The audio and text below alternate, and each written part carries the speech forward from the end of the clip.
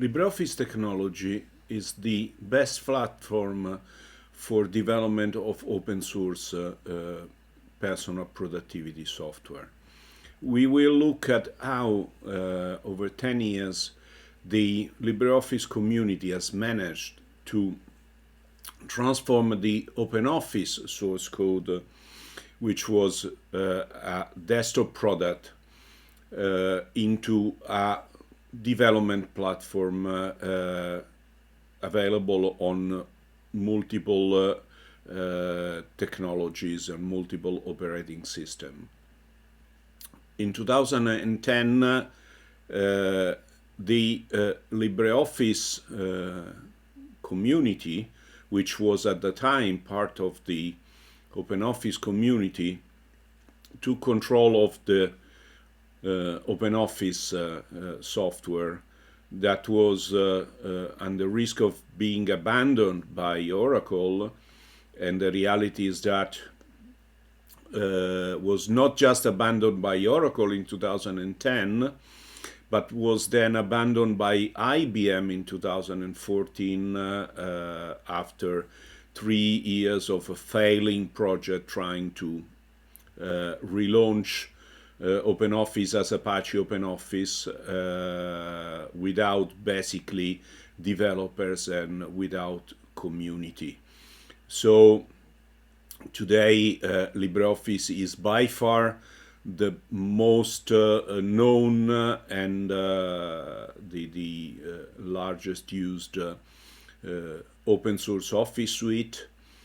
And we'll see how over the 10 years this activity has transformed the desktop product into a platform.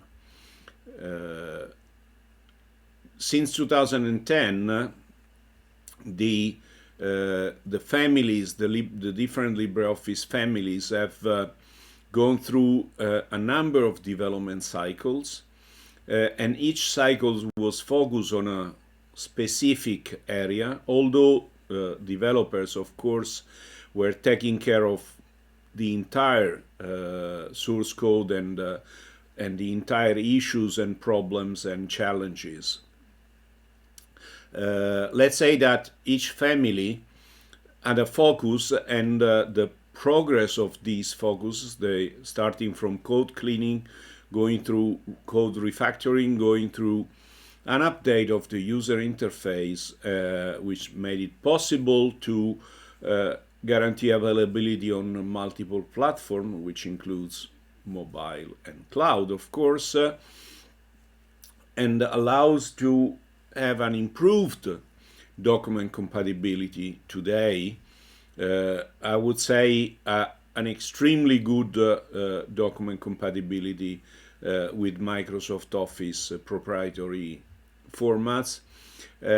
All this over 10 years has allowed to develop different products and in different flavors. All the products which are from different organizations share the same engine, and this engine is common to all LibreOffice modules. We call this LibreOffice technology. We have a logo for LibreOffice technology, and we will be investing quite a lot in terms of efforts, marketing effort, to make the concept of LibreOffice technology more popular and more widely known in the community of Office Suite users. So LibreOffice technology, as I said, is the result of 10 years of development. There is a single processing engine common to all modules. The processing engine is based on a clean and refactored source code with a strong focus on code quality and consistency, and all this is supported by easy and extensive APIs. This provides the best open source platform for personal productivity, which is tightly integrated on desktop, mobile, and cloud. This image shows you this integration. There is a common productivity engine and a common format, but the format could also be Microsoft Office proprietary format. What is important is that the approach of the Common Productivity Engine allows to have a strong consistency up to the file. The differences are in the user interface, which of course is specific for each module, for each application, and is also specific for each platform. This is completely different from what happens with a proprietary and open core Office suite, where developers, as they were missing a strong engine, as in LibreOffice, a strong engine capable of handling the productivity challenges from a single source, have been forced to develop different engines for different platforms and for different applications. So you have a different word processing engine for desktop, mobile, and cloud, a different spreadsheet engine for desktop, mobile, and cloud, and a different presentation software engine for desktop, mobile, and cloud. And this means that there is less consistency amongst document, because the document have been generated, although based on the same concept, but have been generated by different engines. And of course, at the end, you have a different user interface because the platforms are different. But while the user interface differences in user interface are acceptable, what is a problem for users are the difference in engines and documents that turn out in potential issues for users. We should also underline the importance of the localization effort for LibreOffice. LibreOffice is the application available in more native language version than any other one available, either proprietary or open source. We ship around 120 language version, and we have more under development. Also, during the years, the developers have been able and have managed to create a user interface that makes it easy for users that were not familiar or were used to the Microsoft Office fluid interface, known as also as the ribbon, to have something which is similar in look and feel. Of course, is similar in look and feel, but it's different because it's based on the different characteristic of LibreOffice, not different characteristic in terms of features, because LibreOffice shares with Microsoft Office the majority of features, but the different characteristic, as I said, of the common engine for all the application. So we have a notebook bar compact, a group bar compact. These different options provide a lot of flexibility to users. Developers at LibreOffice can rely on a complete development infrastructure, which is hosted by the Document Foundation and provides all the tools that are necessary for the development of the Office suite. In addition, developers use for quality also external tools like Coverity Scan is a static code analysis tools. Over the years, developers, and here we should thank mostly Red Hat for coordinating and driving this effort, have been able, as you see, to go from to fix a large number of defect and to go to zero defect and to maintain the level of zero defect basically since 2015 with a few hiccups in the case of new versions, but negligible amount of issues in comparison with the previous situation. We also use fuzzing tools to spot vulnerabilities, and this is extremely useful to spot vulnerabilities before they hit the user, before they reach the user. LibreOffice is using a standard document format called Open Document Format. Is the true document standard, and it offers freedom of choice. Why I say it's the true document standard? Because the Microsoft Office proprietary formats have also been approved as document standards, even if they are not.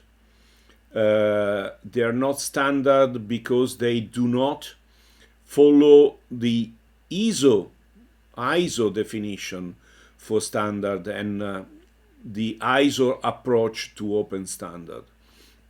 But I will talk about this in a specific presentation.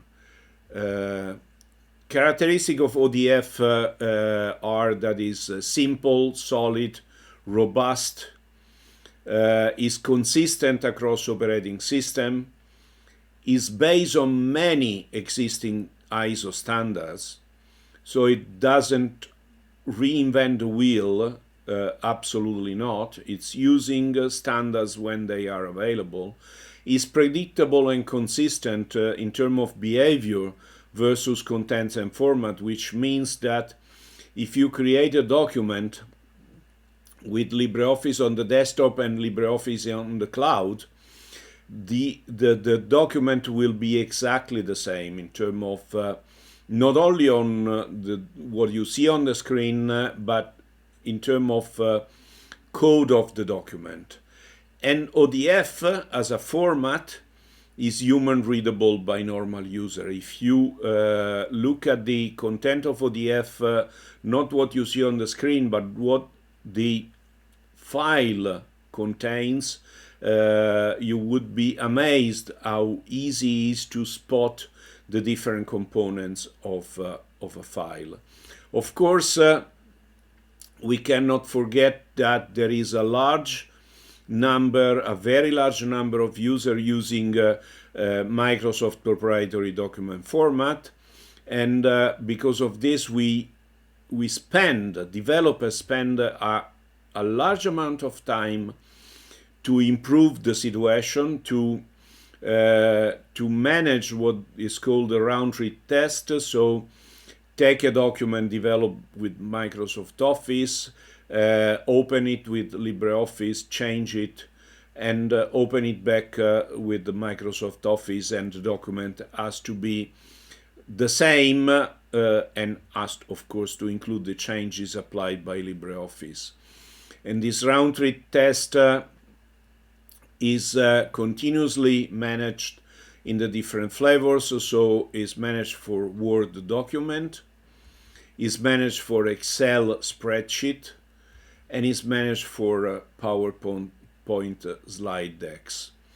This is key to remember that LibreOffice, one of the key features of LibreOffice is the quality of the compatibility with Microsoft Office file, and this is a LibreOffice feature, but is also a LibreOffice technology asset.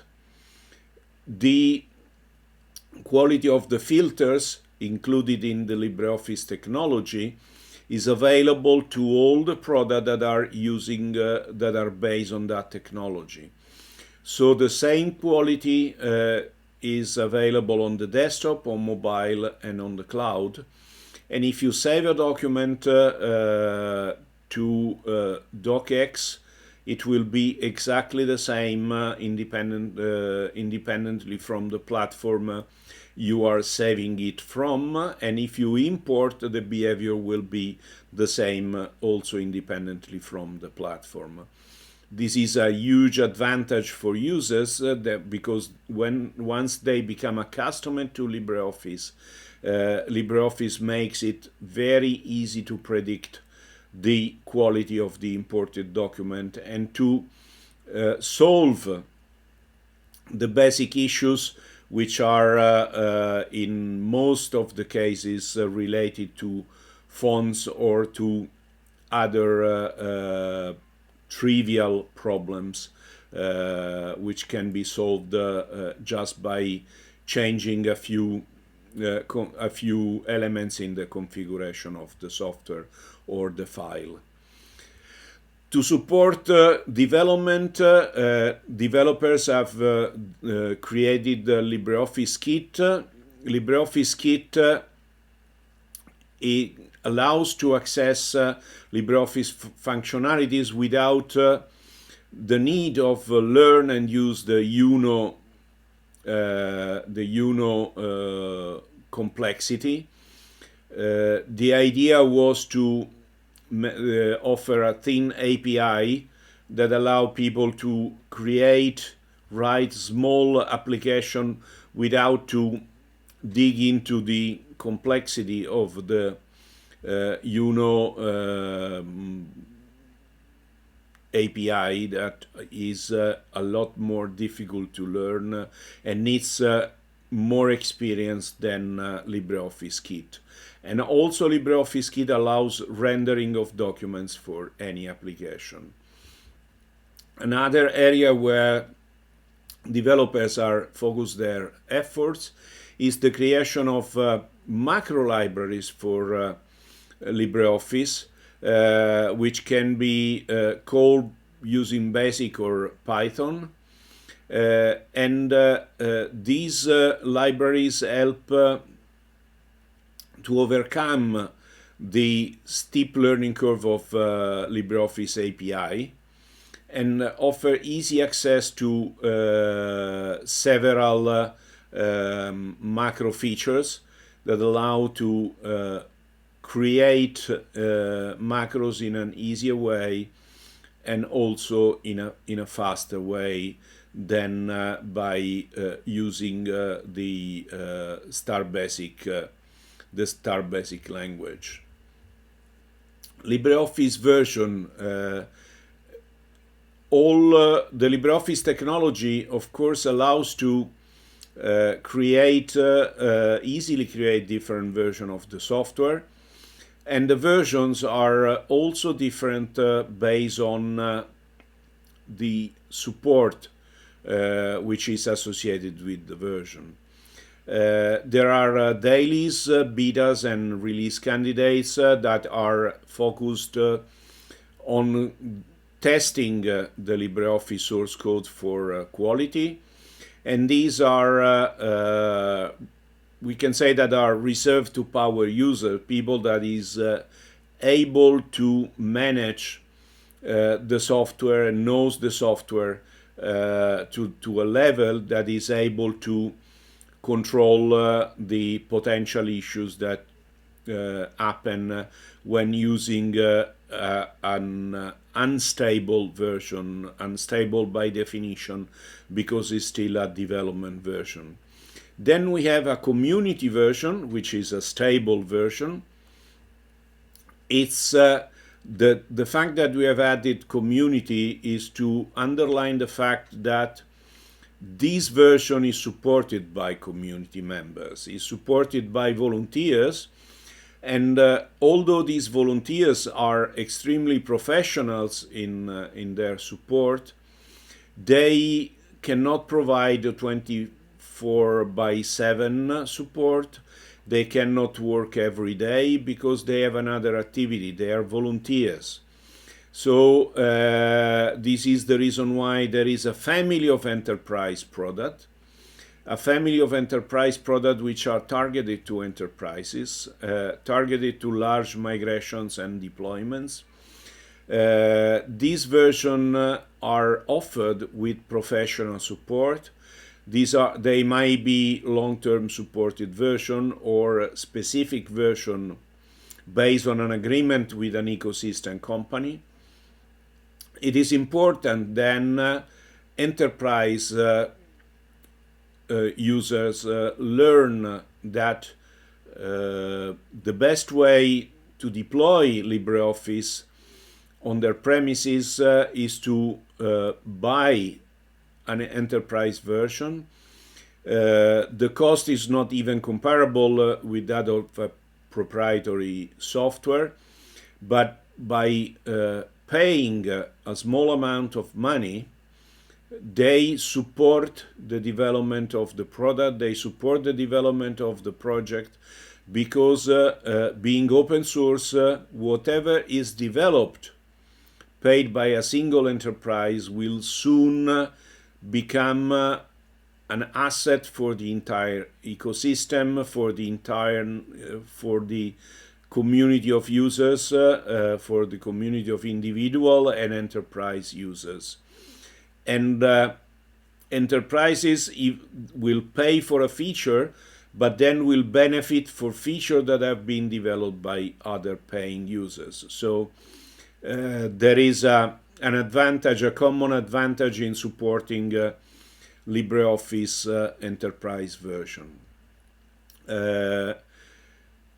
Which are the products available based on LibreOffice technology? There is a desktop version. There are long-term supported enterprise version. There are online versions, mobile version for Android and iOS, a Mac version for the Apple Store, and a Windows version from the Windows Store. All these products, as I said, are based on the LibreOffice technology, so there is not, they are not different from each other. They are very similar in terms of approach, in terms of results.